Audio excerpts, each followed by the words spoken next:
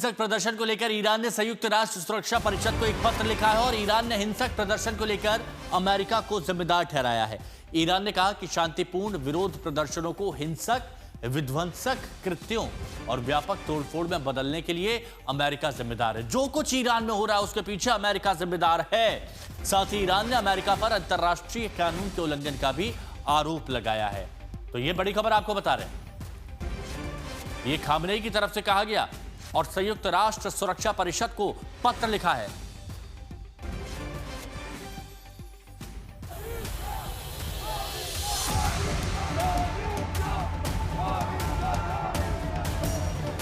Iran सुलग रहा है,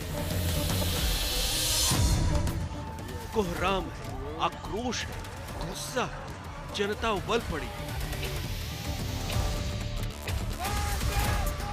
पोस्टर जला रही है, झंडे फाड़ रही है, सरकारी इमारतों पर हमला बोल रही है, सुरक्षा बलों को निशाना बना रही है। खामेनेई सरकार के खिलाफ आक्रोश राजधानी तेहरान से निकलकर शहर शहर तक पहुंच गया। 100 से ज्यादा शहरों में प्रदर्शन हो रहा है। क्या तेहरान, क्या मशहद, क्या इस्फहान, क्या करज, क्या शिराज, क्या तबरीज, सभी शहर सुलग रहे हैं। जनता का गुस्सा आसमान पर है। खामेनेई सरकार बर्दाश्त से बाहर है। प्रदर्शनकारियों ने सड़कें बंद की, आग लगाई। रिवोल्यूशनरी गार्ड्स कॉर्प्स का मुख्यालय फूंक दिया। अब तो सड़कों पर खामेनेई को मौत, इस्लामिक रिपब्लिक का अंत जैसे नारे लग रहे हैं।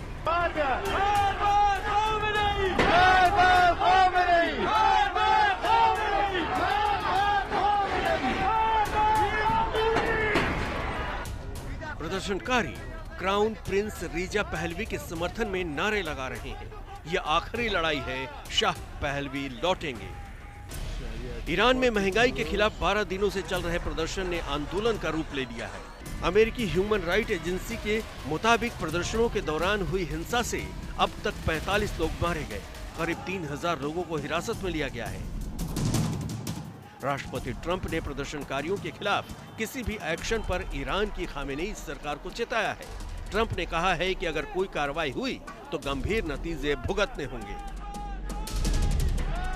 अमेरिकी धमकी के बाद ईरान सरकार भी एक्शन में है। देश भर में इंटरनेट और फोन सेवाएं बंद कर दी गई हैं। तेहरान एयरपोर्ट को भी बंद कर दिया गया है और सेना को अलर्ट पर रखा गया है। आज तक ब्यूरो। तो इस रिपोर्ट के जरिए हालात आप समझ गए होंगे। प्रणय उपाध्याय हमारे सहयोगी हमारे साथ बने हुए। प्रणय, संयुक्त राष्ट्र सुरक्षा परिषद को चिट्ठी लिखते हैं खामनेई, अमेरिका को पूरी तरह से जिम्मेदार बताते हैं। अमेरिका भी चेतावनी दे रहा है कि नागरिकों पर गोली चलाई तो हम हस्तक्षेप करेंगे, हम भी एक्शन लेंगे। अब अमेरिका का क्या किरदार आप देखते हैं और आगे अमेरिका और ईरान के बीच में अब क्या होता दिख रहा है?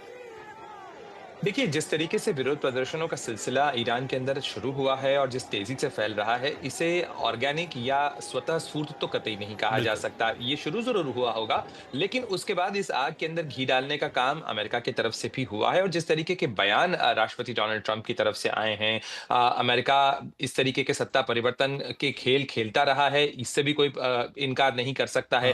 तो ऐसे में ईरान के अंदर सत्ता परिवर्तन की कोशिश 1979 से, जब से इस्लामिक क्रांति आई, उसके बाद से अमेरिका की चलती रही है। और खास तौर पर जिस तरीके से इस्लामिक क्रांति वहां पर आई थी 1979 में, और उसके बाद से अमेरिका ही निशाने पर आया था। अमेरिकी दूतावास तब से लेकर आज तक ईरान के अंदर नहीं है। अमेरिका कोशिश करता रहा है कि ईरान के अंदर सत्ता परिवर्तन हो जाए। 2019, 2020, 2022 महसा अमीनी का जो विरोध प्रदर्शन हुआ था, वो किस तरह चरम पे पहुंचा था। लगातार कोशिश चल रही है। अब ये कोशिश कब कामयाब होती है, ये कहना मुश्किल है। लेकिन दूसरी तरफ यह है कि ईरान को भी अगर आप समझें तो ईरान छोटा मुल्क नहीं है, ईरान बड़ा मुल्क है। ईरान के अंदर जो पैठ है सरकार की, वो काफी ज्यादा है। ईरान के अंदर जो पैरामिलिट्री है, बसीज, वो बहुत बड़ी संख्या में बसीज है, करीब 10 लाख के आसपास उसकी संख्या है। उसे डिप्लॉय किया गया है। इसीलिए सरकार बनाम और मतलब सरकार के खिलाफ और सरकार के समर्थन में प्रदर्शन हमें देखने को मिल रहे हैं। लेकिन ये लगातार कोशिश चल रही है कि ईरान की जो सत्ता है उसको कमजोर किया जाए या उसे झुकाया जाए, उसे गिराया जाए। और यही खामनेई कहते हुए दिख रहे हैं, लेकिन खामनेई अभी तक स्थायी समाधान भी नहीं निकाल पा रहे हैं।